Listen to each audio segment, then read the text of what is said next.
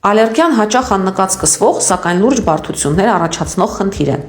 Ալերգիկ ախտանիշները՝ քթահոսություն, մաշկային գրգռվածություն, հազ, աչքերի քոր, հեշտությամբ կարելի է շփոթել այլ հիվանդությունների հետ, օրինակ վիրուսային ինֆեկցիաների կամ մաշկաբորբի։ Շատերն առաջին ախտանշանների դեպքում փորձում են ինքնուրույն լուծում գտնել, խմելով հակահիստամինային դեղեր կամ օգտագործելով տնային միջոցներ, սակայն իրականում ինքնաբուժությունը կարող է քողարկել խնդիրը, բայց ոչ բուժել։ Ախտանշանները ժամանակավորապես մեղմվում են, մինչդեռ ալերգենը շարունակում է ազդել օրգանիզմի վրա, խորացնելով խնդիրը։ Միայն ալերգոլոգը կարող է ճշգրիտ ախտորոշել խնդրի աղբյուրը հատուկ թեստերի և հետազոտությունների միջոցով։ Այդ տեղեկության հիման վրա կազմվում է անհատական բուժման պլան, որը ոչ միայն մեղմացնում է ախտանշանները, այլ նաև կանխում է բարդությունները,